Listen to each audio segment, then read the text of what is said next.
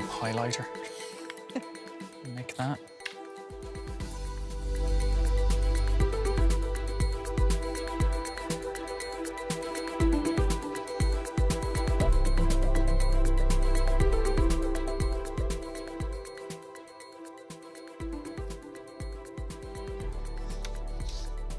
Hello and welcome to News Desk. I'm Pablo Foley Elias. And I'm Alex Forrest Whiting. So this week we're talking about BRICS and what it means for the global world order. Are we seeing a rebalancing away from a US-dominated West? Is BRICS anti-West? Russian President Vladimir Putin is hosting the gathering in the city of Kazan at a time when Western nations have cut ties with him over Moscow's ongoing war in Ukraine. So is BRICS helping to embolden Putin in the face of Western isolation? There are so many questions we could ask. So many questions. And there is plenty for us to analyse this week, which is why we would really like to have your questions and your comments. We've already had quite a lot on our community post, so let me just read you a few of them just to get you in the mood for what we've had so far. Crumcron says, BRICS is not anti-West, it's not pro-Russia. It's a club for any sovereign countries that could join, unlike some clubs that not everyone can join. Fire Templar says it isn't even an alliance. It's an economic cooperation grouping that has widely divergent foreign policy objectives. Dr. Victor Vasconcelos says it was common knowledge that they had far too many different foreign policy goals until 2022. US sanctions and Middle Eastern policy have united them since. And Suleiman Abu Bakr says it was a club for cooperation between the global south so as to counter the hegemony of the G7. So do please put your questions, your comments into the chat and we will try to get to as many of those as possible. Plenty of great comments there. It's good that we're getting those coming in. Around the table, we also have Michaela Cavanagh, who will be helping us with the basics of BRICS. We'll call it the 101. Michaela's has been helping us to dig up some graphs, some numbers, so that we have a better understanding of what it is, and that way for this conversation, our viewers as well can sort of have some nice background, which I think always helps. And of course, very familiar face, this is Cherie Chan, who is keeping an eye on all those comments coming in. So do please send in your comments and your thoughts throughout the show. We'll also be talking to two guests. First is Konstantin Eggert, DW's Russia analyst. Konstantin is a very familiar face to our DW viewers. And then a little later on, we'll speak to Wyne, a senior research and advocacy advisor focused on US and China at the think tank International Crisis Group based in the United States. Yeah, but we thought just to kick things off, we would look at our poll, which is in the chat. Cherie, you can tell us a little bit more about that. Yeah, today we're asking the question, can BRICS challenge the Western-led world order? There are four options. Yes, they have the economic strength. Maybe, but only with greater unity. No, the West remains too dominant, or no, BRICS lacks shared goals. So don't forget to vote, and we will talk about the result later in the stream. That's great. So do get your votes coming in throughout the show, and we'll be bringing you those results, as Cherie said, a little bit later on. But Alex, of course, the gathering has already commenced. It's a 3-day event. And Vladimir Putin, who is, as we've already mentioned, the host this year, has already made some comments. So let's take a listen. Our path is especially sought after in the current circumstances, when the world undergoes truly fundamental changes. The process of forming a multipolar world order is underway, a dynamic and irreversible process, in my opinion. This is the essence of the BRICS path on the global arena, in line with the aspirations of the major part of the world society, the so-called world's majority. Interesting comments there, certainly, and I think we'll be breaking that down a little bit later on with our guests. But before we get to our guests, I think it's good that we get just a little bit of a background on BRICS. What is BRICS? Because I think a lot of us would know the basics of it. But you've been looking into it and you've broken it down for us. So, Michaela, go for it. Thanks, Pablo. OK, so BRICS. I think we're hearing a lot about BRICS. We're seeing the acronym everywhere. What is BRICS? BRICS is Brazil, Russia, India, China, and South Africa. And so this grouping of countries is more of an informal alliance. As our commenters rightly said, they seem quite up on what BRICS is already, so I'll keep this brief. But so this is really an economic counterweight to the Western-led order, the economic and the political Western order. It can be seen as sort of a rival of the G7. I think that's important to say. So it's not an international organization. It's really a loose bloc of countries, and it was set up initially in sort of the early. So it was set up in 2006 is when Brazil, Russia, India, and China joined together for the first time. They actually had the first summit in 2009 in Russia, and then in 2010, South Africa joined.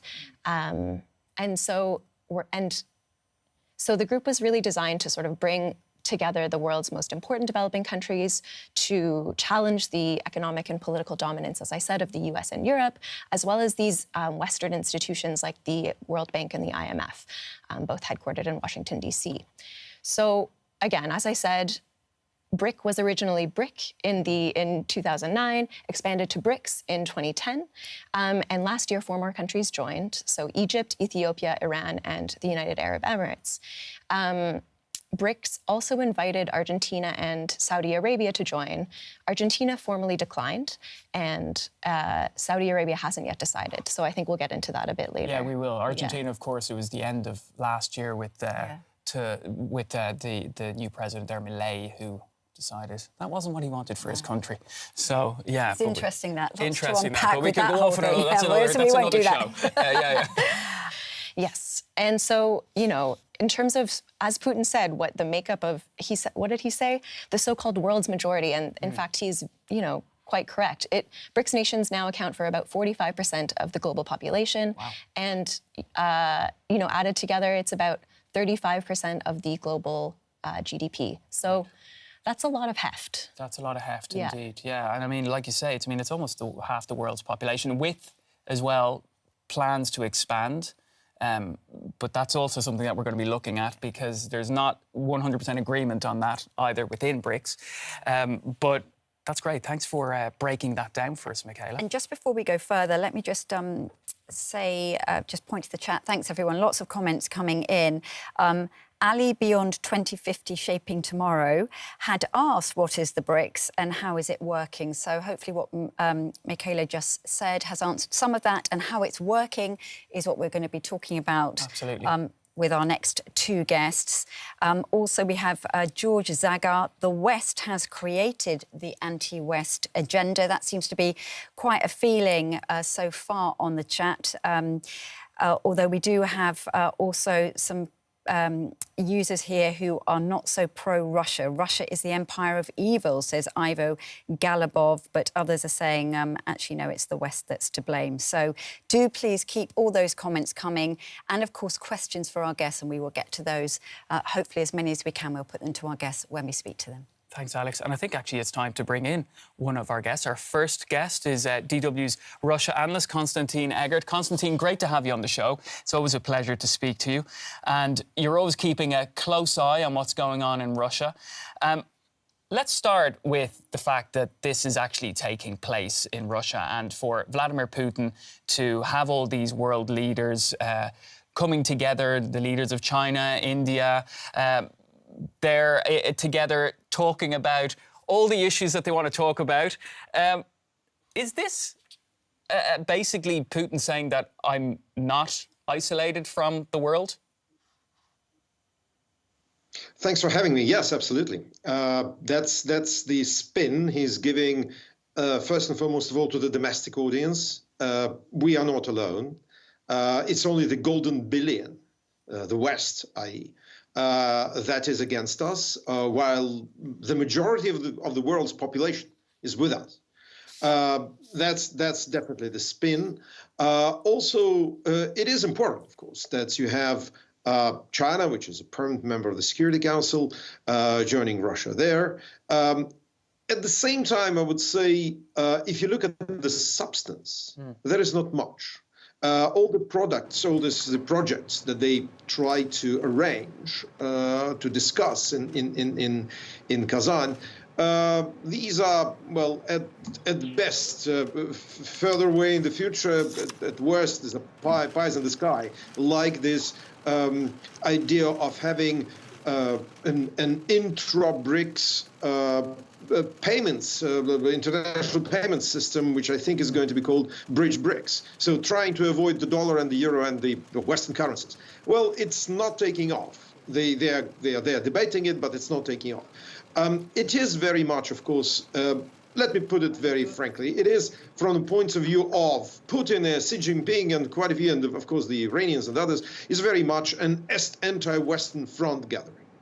But it's much more nuanced, I think, for people like the Indian Prime Minister Narendra Modi, who always wants to walk a thin line, buying Russian oil at huge discount, up to 30%, and at the same time, basically not really tearing India away from the West, because India needs the West.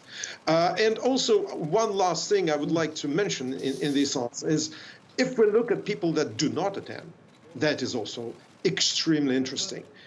Saudi Arabia, Prince Mohammed didn't come, and I think that is an indication that the Saudis are very angry with Moscow for their support for Iran, and essentially that means for Hamas and Hezbollah. The Serbian president, Vučić, although he pretends to be a big friend of Moscow, but he didn't come. And finally, I think the most interesting thing is Lula, the president of Brazil, who hurt his head, allegedly, and his doctor issued a bulletin saying, oh, he can't travel. But in fact, he can do, and this is what the bulletin says, he can fulfill all the functions of the head of state without interruption. So essentially, it is very much showing that I think I don't want to come. That's how I read it. Yeah. Well, one thing you were saying there, I want to just come back to a point you were making there about the cash payments, because one thing that we found quite interesting, actually, in the preparation for this is that actually all the delegates have been told to bring cash to the event, because of course, you know, the Visa and MasterCards that they probably use internationally don't work in Russia, and this mirror card or system, payment system that they were hoping to roll out hasn't been a success. So is this on some level a type of a humiliation for Russia, that they have to kind of ask people essentially to bring cash to this gathering of world leaders? Yes, it is absolutely satirical. I totally agree. And also, to add insult to injury, I think UnionPay, the Chinese system, also is either not functioning in Russia or is limited, very much limited, because there was in 2022, when the full-scale invasion was launched by Putin, hope was that Visa and MasterCard will be replaced by UnionPay, the Chinese payment system, and it will be like a backdoor for the Russian customers, for the Russians into the world. But it didn't work out, because, of course, China understands that it doesn't want its system to fall under Western sanctions. So yes, bringing cash is really the option, unless you go to Sberbank and open urgently a Mir card. Probably they're going to do some kind of shtick like that in Kazan. But frankly, it is a humiliation. I totally agree with you, because that shows you that Russia is isolated, that it is very difficult for the Russians to engage with the global financial system. And if it wasn't for the Austrian Raiffeisenbank, for, I think it's called Unicredit Bank from Italy, it would have been even more difficult. But these banks are allowed to continue to function. They are offshoots in Russia, are allowed to function. Right. But still, you cannot send money outside. You can't use your Visa and MasterCard. Whatever remains, the few rubles that I still have on my Russian accounts, are completely useless in this respect. I'm just picking up on that. You were saying it's a humiliation. talking particularly about the payment system and having to bring cash. I mean, we know you've just mentioned that Brazil's President Lula da Silva has not come and that his doctor told him not to travel because of his head. But he did take part via video conference, and he himself has called for an alternative payment system to be created. So there certainly is support for that, it seems, among the BRICS. This isn't just President Putin pushing for this, is it? Yes, of course. BRICS is always trying to invent something that is going to be material proof that they have attained the ranks of the great and the good, and they are now equal to the West. Let's have our own payment system. This is the whole idea. But it will be very difficult for these countries to agree on that, because if there is anything that's called multi-vector, then it's the collection of interests and engagements that these countries have. And the more of them participate in these gatherings, the more difficult it will be. So I'm absolutely certain that nothing will come out of it, or maybe if something will come out of it is probably, I don't know, mutual recognition of local payment systems. I'm sure that India has maybe its own card, but they can probably agree on something like that. But again, when Russia's under sanctions, no one wants to play with money, because in the end, you risk your own funds. And this is, I think, the hard truth about Moscow's situation today. No one wants to touch finance in these circumstances, at least in the open way. I'm going to just jump in there for a sec, because we actually have a soundbite from Vladimir Putin talking about what we're actually talking about now, the payment system. So let's take a listen.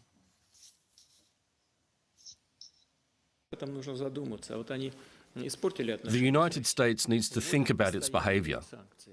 It has spoiled relations with Russia. It constantly introduces new sanctions, and this ultimately has a negative impact on itself, including on the dollar. The whole world has started thinking about whether it's worth using the dollar if the US, for political reasons, limits the use of the dollar as a universal international payment unit. Konstantin, back to you. So is this essentially Vladimir Putin saying that, you know, he's looking for ways to deal with these sanctions, to bypass them? Yes, and he's bypassing some of them. When, for example, I think there are some direct payments between Russia and India, for example. But I think that, and by the way, these payments, I think, date back to President Yeltsin's first or second visit to India way back in the 1990s. So actually, it's not also Putin's invention or Putin's contribution. Putin is always talking this way. I mean, there's nothing new in this. He's always talking about the US being weak or the US being imperialist. He's pressing these buttons because he knows that this is kind of rhetoric that is liked by his counterparts and by the publics of India and China and South Africa, at least segments of these publics. But that this is serious, I don't think so. I do not think anything will come out of this idea. As far as hugs go that we've seen right now on the screen, well, they're cheap. What does Russia actually want to get out of this gathering in Kazan? Well, apart from propaganda, what it wants is, of course, small deals between participants. I mean, I'm on the bilateral basis, first and foremost of all. The more they come, the more you can agree on something about selling oil or trying to bypass Western sanctions. I'm sure that there are lots of conversations going on about it in Kazan, basically outside of the meeting halls. Thirdly, I think it is important for Putin to try and still hold to these, I don't know whether you can call them allies, but to these partners, because otherwise there's no one left. And he needs to, even he himself needs to be certain that he has still connections to the outside world, apart from Belarus. And I think that's also important for him. What is in it for the leaders that come? Well, it's pretty much the same. We do know that there are significant trends in India and in South Africa and in China, which are at their core anti-Western, anti-imperialist, they would call it. So why not? Narendra Modi comes to Russia and shows, you see, I'm independent. I don't take orders from the President of the United States or head of the European Commission or whoever. So I'm fine. We're a strong nation. We're independent. These are messages they're pumping 24/7 to their own publics. So, well, so be it. So if I need to hug Vladimir Putin, that's fine.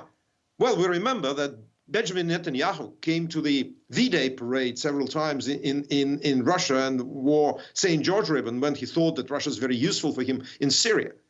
Not anymore, because things have changed. So things may change even for these BRICS friends of Putin if something goes wrong. And in international politics, that can go wrong. There's no doubt about that.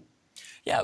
You've been watching as well what's being said within Russia. You always keep an eye on what's being said on television and media there. What is being said about this gathering within Russia? Oh, every single, as I said, first of all, the world is with us. The majority of the global population is with us Russians. That's number one. Number two, every single agreement, even a small one, even a intentions protocol, is going to be blown out of all proportion and presented as a major victory for Russian diplomacy and, of course, personally for Vladimir Putin. But what is interesting is, of course, that it is for the indifferent Russian public. The majority of Russians are indifferent. The majority is keeping their heads low and they're pretending nothing happens. But first and foremost, of course, the war, the aggression against Ukraine. So for them, this is just a passing thing. For the active, super active, pro-Putin minority, and this is a minority, it will be yet another proof that they are on the right path. But I think for the rest of the Russians, they really can't be bothered with these pictures of Kazan. And also, you know, Putin's been around since 2000, nearly quarter of a century. Look, I lived as a child and then as a young man under Brezhnev. We got saturated with Brezhnev. We didn't pay attention. And Brezhnev stayed in power for only, I forgot what it was, 18 years. Putin is over him. Mm. So people do not care unless Putin goes on television and says, tomorrow it's mobilization day. Then they will immediately start to care. There's no doubt about that. But so far, I don't think that it produces any kind of major effect. Alex, you've got some comments just there. Quite a few comments, actually, Konstantin. Some people not happy with your analysis that Russia is isolated. Gary Val said, Putin is only isolated from the Western world. Bad news, the West is not the world. I mean, is there a point here that we are perhaps talking from a Western perspective, whereas the fact that President Xi, so the leader of China, is there, the fact that Prime Minister Modi, the leader of India, is there, they have all gone to this BRICS summit. They are all in Russia meeting with Vladimir Putin. Does that not say a lot? Is that not a strong message? Dear Gary, I think it's Gary, right, who wrote it. It is Gary, yes. Gary, yeah, dear Gary, look, if you're speaking from a formal point of view, yes, you're not isolated as long as someone is coming to visit you. But in terms of the daily lives of Russians, they are isolated. They cannot use global payment systems.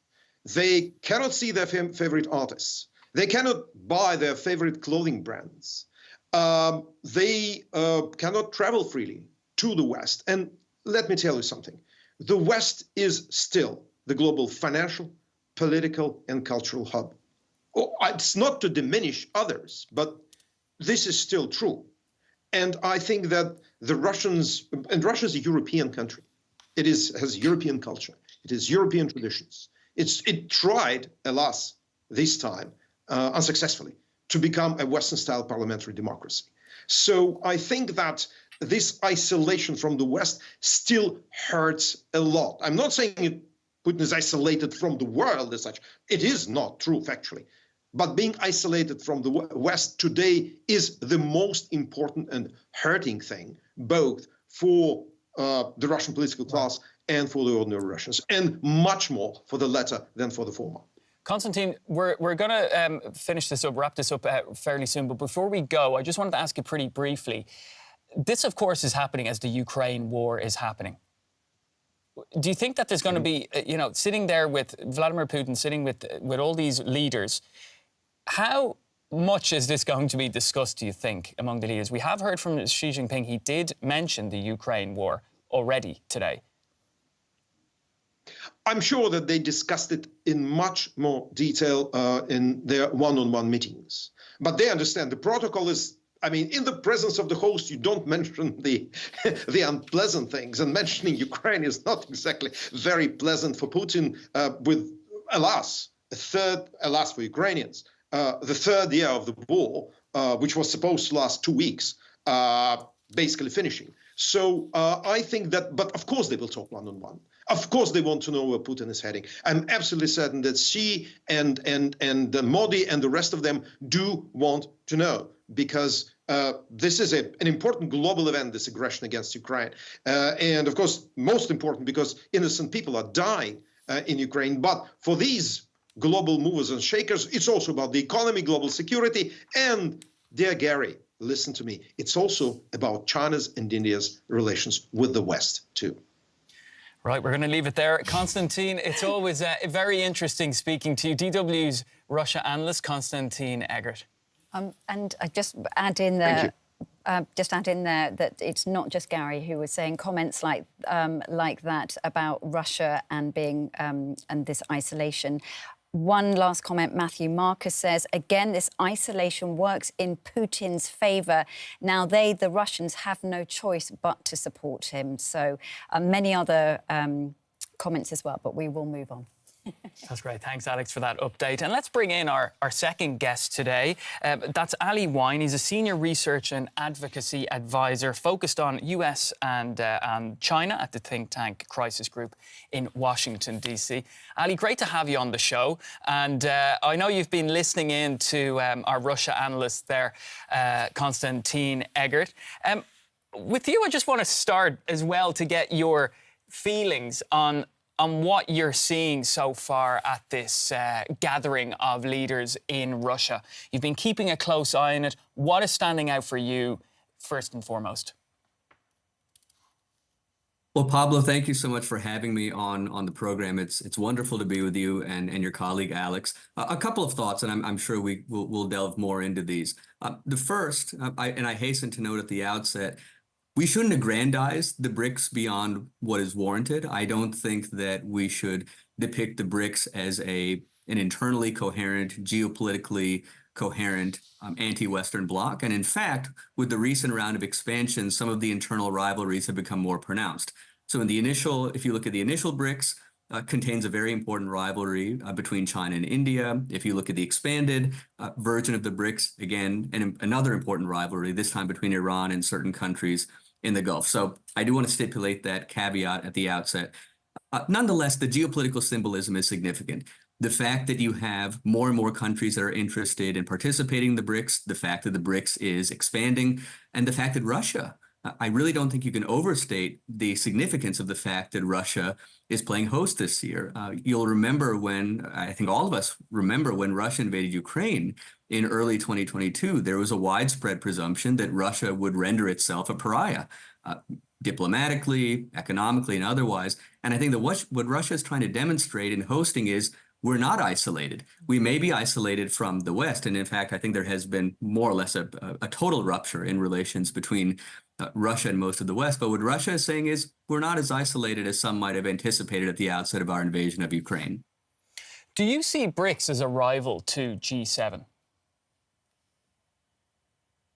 I don't necessarily see it as a rival per se. And again, and just to add a footnote here, if you look at the members of the BRICS, they have different motivations for joining. So if you look at, I would say, China, Russia, and Iran, I think that they would very much want to see the BRICS emerge into a rival to the G7, a rival to the current sort of US-led, Western-led international order. But not all of the members of the BRICS, I think, view membership in that way. I think that most of the members of the BRICS, including some of those who have joined in the more recent round of expansion, I think that they are looking at membership in the BRICS as a way of maximizing or enhancing their freedom of foreign policy maneuver. So the more fora in which you are a participant, the more arrangements that you join, the more represented you are, the more that you situate yourself as a central player within this expanding lattice work of diplomatic arrangements. And so I think it's important to parse out the different motivations of sort of the Chinas, the Russias, and Irans on the one hand, and others. So I don't see it necessarily as a coherent rival to the G7 or to the West, but the symbolism, again, is important as more countries are looking to expand their freedom of foreign policy maneuver. Let's talk about China, actually, Ali, because, I mean, that is one of your areas of expertise. With regards to China, is this an opportunity for China to sort of say, OK, to have a bigger voice than it has, perhaps, or at least it feels that it should have a bigger voice? Is that part of this? Undoubtedly. And if you think about the expansion of the BRICS, China was far and away the leading proponent of expanding the BRICS. I think that this expansion of the BRICS, again, despite some of the comments that I made just a couple of minutes ago, noting that this grouping is not internally consistent geopolitically, noting that it contains important rivalries. But China is looking to demonstrate, one, that it is not diplomatically isolated like Russia. Two, China is trying to demonstrate that there are alternative arrangements of important countries that are not centered on Western countries. And China is going to use not only this expansion of the BRICS, but the growing interest in BRICS membership. China is going to use those trends to demonstrate that Western influence is relatively declining, that Western arrangements are relatively declining in influence. So China has been a big proponent of expanding the BRICS from the outset. I think that it will look at the growing interest in the BRICS as yet further evidence that there's a growing interest in a more multipolar international system and that there are alternative arrangements to the G7, to NATO, to other Western-centric arrangements. When you're saying expansion, are we essentially talking about economics here? Listen, I think actually the more sort of important component of expansion is actually diplomatic. And so on the economic front, China, Russia, and Iran in particular, they've been pushing de-dollarization. I don't think we see much evidence yet that this de-dollarization push has gained momentum. And in fact, the dollar is quite robust. The dollar is performing quite well. There certainly is interest among, I think, all of the member countries in reducing reliance on the dollar, finding ways of circumventing SWIFT. But again, I would say that there is a pretty marked discrepancy between the rhetorical emphasis on diversifying away from the US dollar and the reality of diversification. The more significant aspect of the BRICS, again, is the diplomatic symbolism. The fact that you have more countries that want to explore alternatives outside of Western-led institutions. And again, just to underscore a point that I made earlier, the motivations for joining the BRICS are not uniform. China, Russia, and Iran, they want to frame this expanded BRICS as an internally coherent alternative to the G7, to the West, to the current international order. But I think that most of the countries that are joining, they're not necessarily looking to frame themselves in an ideological contest between sort of democracies on the one hand, autocracies on the other hand. They're looking to hedge. They're looking to expand their freedom of maneuver. I'm just going to interrupt quickly just to say, Ali, that we have got so many comments and questions in our chat, which is great. And if it's all right, I just pick up on, we were talking there particularly about China, and Kil has this question, which also brings in India as well, and brings in, I hope I'm not jumping the gun here, but brings in this agreement that was apparently made at the beginning of the week between China and India to put their bad relations that they've had before to the side. So Kil asked this question: does the recent India-China resolution of border conflict and the first bilateral meeting between Modi and Xi in 5 years signify a change in the global order? I don't know that I would go that far. It's welcome news. It's welcome news. If you look at the border standoff between China and and India, there was a real sense, and I think that this is still true to some extent, that that border skirmish marked a real inflection point in the relationship between China and India. The relationship has steadily deteriorated. I would look at this provisional agreement as welcome news that signals a plateau, but a plateau at a much lower baseline level of diplomatic relations between the two countries.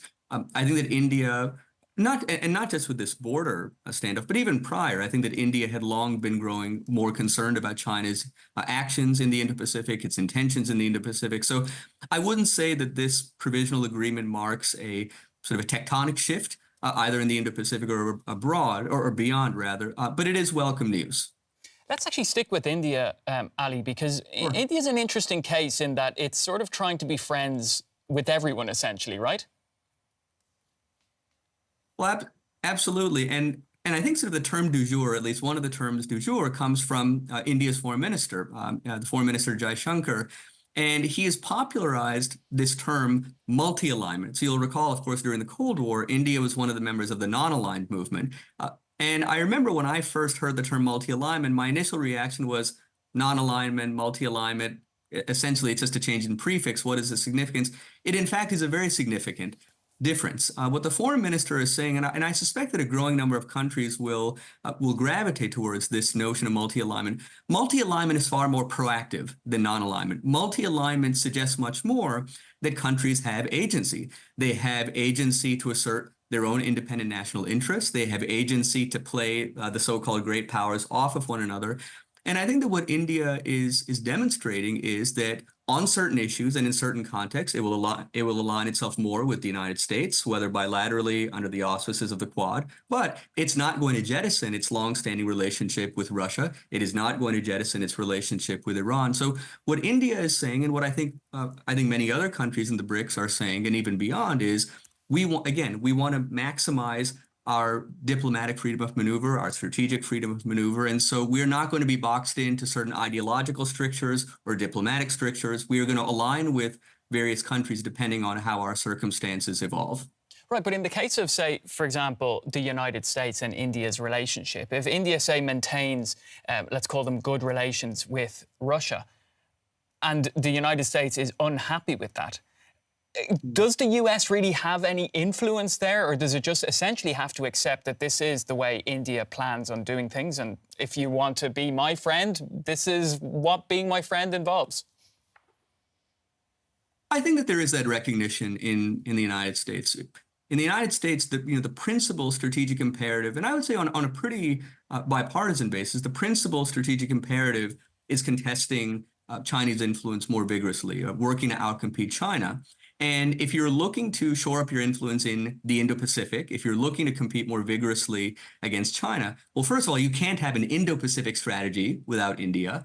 You can't effectively and sustainably contest China's influence, particularly in the Indo-Pacific, without India.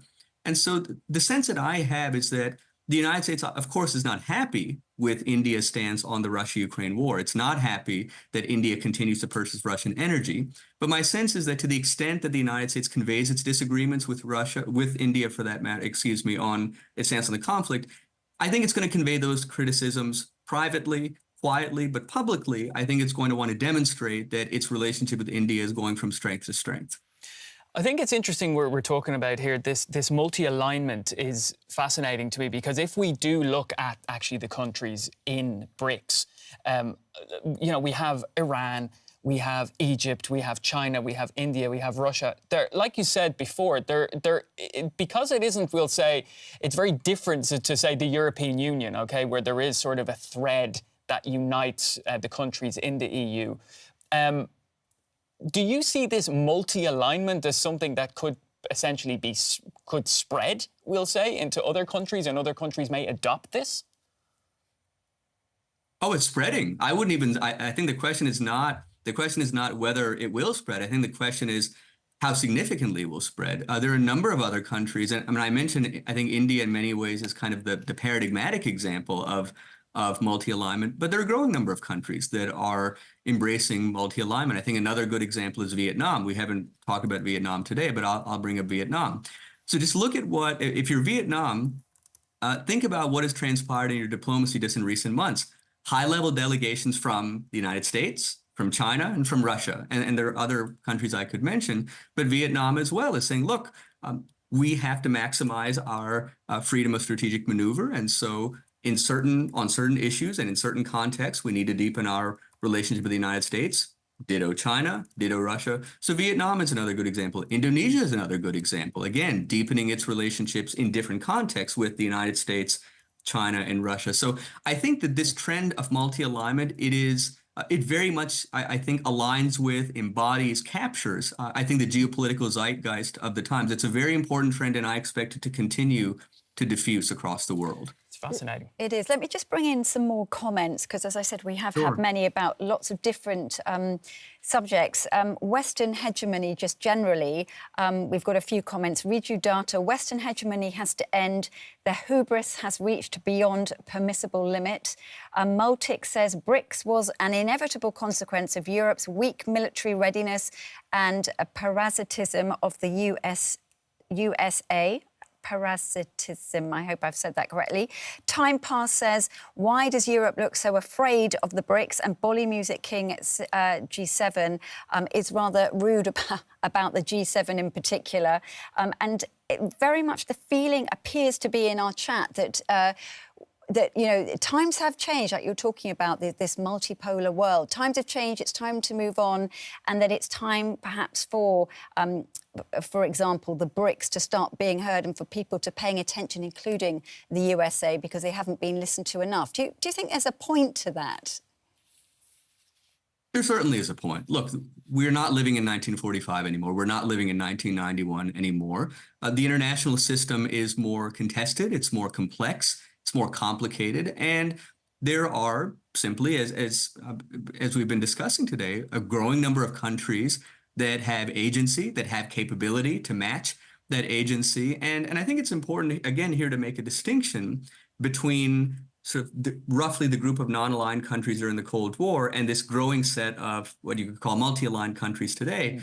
This set of multi-aligned countries today is far more militarily, economically, and diplomatically capable, far more capable of exercising agency. And so I think we will see a continued adjustment of the international system. And I think that it behooves, whether it's the United States, whether it's the European Union, but it behooves countries and actors that have traditionally been much more preeminent or much more dominant in the international system to adjust.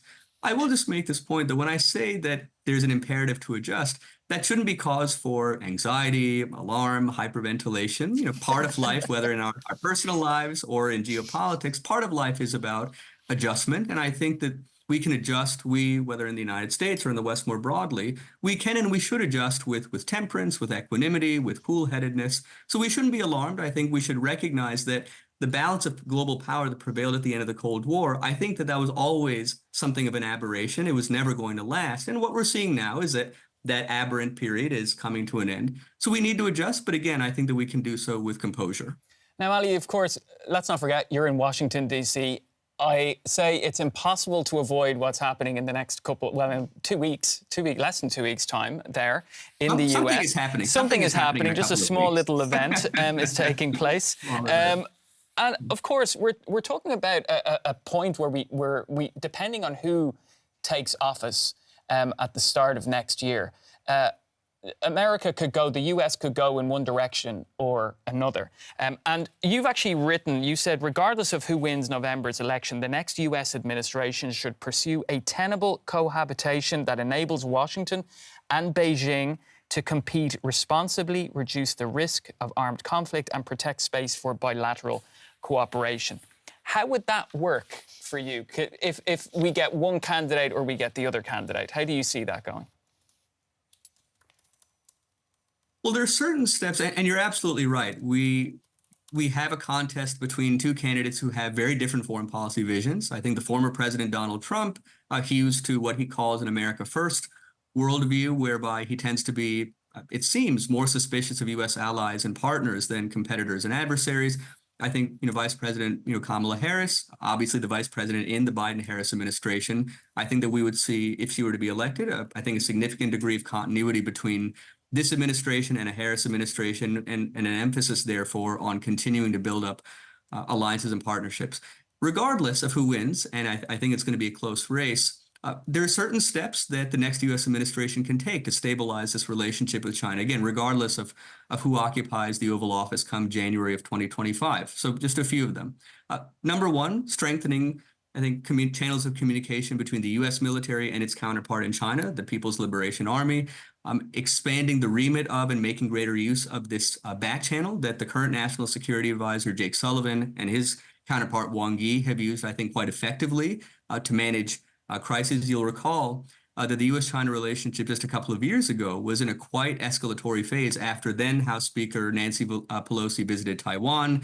Then, of course, a few months later, we had Balloongate. And there were real concerns about where the U.S.-China relationship was going to go. Jake Sullivan and Wang Yi, they made very effective use of this back channel to conduct sensitive conversations quietly and in confidence. So I would hope that the next U.S. administration would continue to avail itself of that back channel. And I think perhaps most fundamentally, it's important for, again, whichever administration comes next in the United States to acknowledge that China, it's not gliding towards hegemony, it's not 10 feet tall, but I think that we shouldn't underestimate China either. I don't think that China is staring down decline. I think that China is going to endure as a multifaceted competitor. So a precondition for stability in the bilateral relationship, there has to be a mutual recognition in both Washington and Beijing that the other isn't going away. Washington has certain enduring competitive strengths that I don't think Beijing can readily replicate, and vice versa.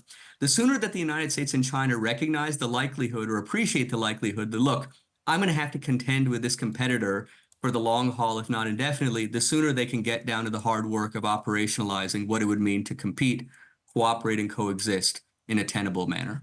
Yeah, and with regard, well, but connected to BRICS, though, how would the US, how does it feel about an expansion of BRICS?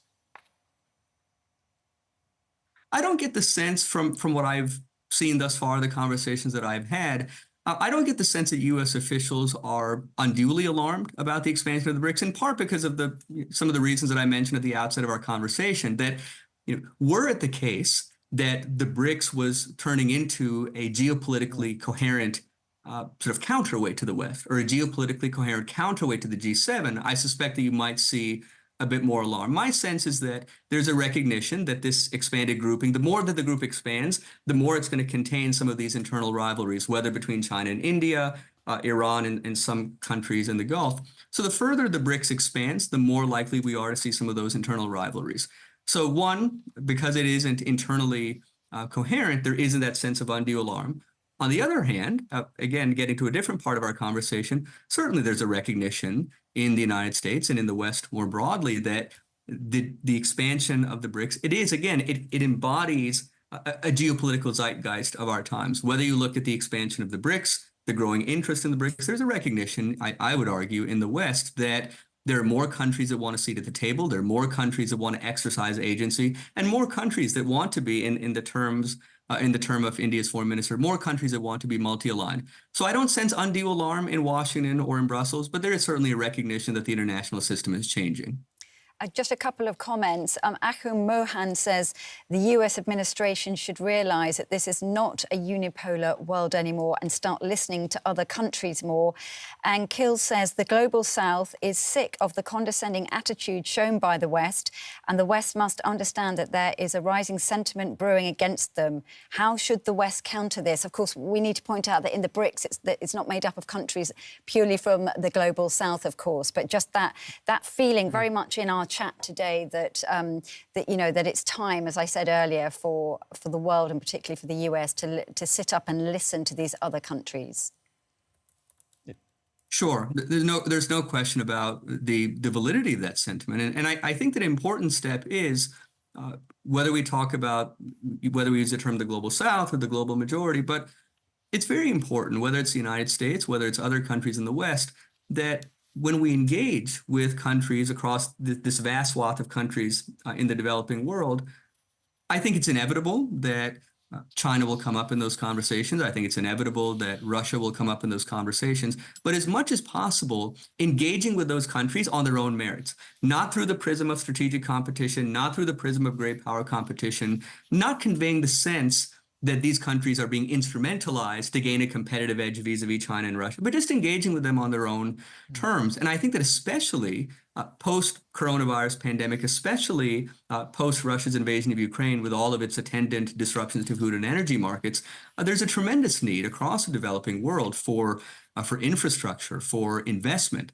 And so for pandemic preparedness, for adaptation, help with adaptation to climate change. And so the more that we are engaging with these countries on their own terms, recognizing their agency and asking how we can be partners regardless of what China and Russia are doing, I think that if we can make those shifts, I think that we'll be able to recalibrate our engagement with the Global South in a more sustainable, more compelling way. Ali, it's been a real pleasure chatting to you and getting your insights and your analysis, but we're actually running out of time. I could talk to you for another about half an hour, but I think it's time to wrap it up there. Hope to chat to you again sometime in the future. Ali Wyne, Senior Research and Advocacy Advisor focused on the US and China at the International Crisis Group, joining us today from Washington, D.C. Thanks so much, Ali. Thank you. Thank you so much for having me. Well, that was very interesting, to say the least. It was very interesting. I do feel a bit bad because we have got so many comments, haven't we, Cherie? Yeah, so many do. comments and not so many questions, but a lot of comments, which we haven't even touched on. Yeah, at exactly. all. Actually, there are quite some questions that we haven't touched. I understand that I cannot answer to all the comments, but I just want to bring out Deodata Deshmuku, I hope I pronounce it correctly, bring up the point of climate change policy of the BRICS many times. I'm not sure if this is the focus of our show today, but I just want to acknowledge that we have seen your comment. Yeah. And there's also Xiaofang Li, who said that BRICS is focusing on economics and you guys are only interested in geopolitics.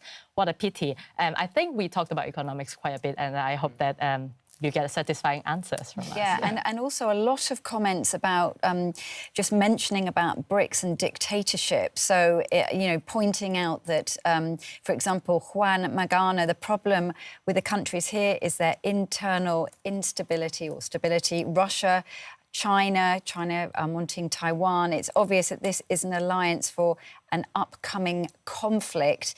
And Darks Key says BRICS is a self-support group for dictatorships and want to be dictatorships. So quite strong comments. Quite strong there. comments there. We certainly got them on both sides on this.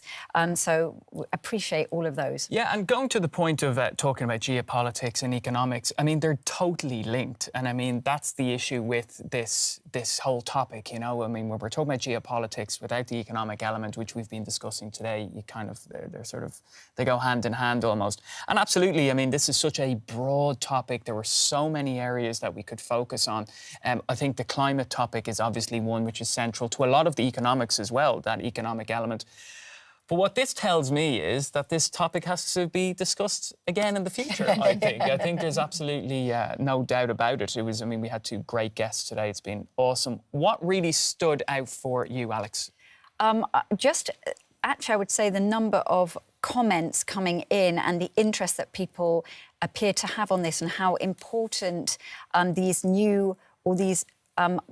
it's not a new organisation, but that the organisations like the BRICS are for people in giving them a voice. And I think that seems to come out more and more from people in these comments, that they haven't been listened to, that the US and that the world has been too polar, as in bipolar, and now it is time to hear the voices of others, and that seems to be coming across very strongly in the chat today. This idea, what Ali was saying, essentially, about this multi-alignment, this idea that they have of a world that's based, and that's perhaps what we're seeing at the moment. Yes, completely. So that seems to be very, and that people are, it's quite split in if people are supporting some of these countries or not, but just this feeling that there needs to be these other voices need to be heard. Yeah, absolutely. What about you, Michaela? What stood out for you? I mean, just building on what Alex said, I think that also came out for me very much in the conversations that we just had. But I think the question does become, when we're faced with a global problem like climate change or even like the coronavirus pandemic, what do we do when we're in this multi-aligned world? Or how do we navigate these differences in a way that perhaps we're not, the global diplomacy isn't sort of comfortable with or familiar with? So I worry a bit about, especially with regards to climate change, how a world like this can tackle that problem. Absolutely. another show. What about you, Cherie? And then you're going to tell us the results of the poll, which yeah. we're eager to hear. Let me just tell you the results of the poll. We have over 1,000 votes, which is great. That's great. So let me repeat the question again. Can BRICS challenge the Western-led world order? 54% voted yes, they have economic strength. So almost half of the people think that they can. 22% think that maybe, but only with greater unity. 12% says no, BRICS lacks shared goals, and 10% said no.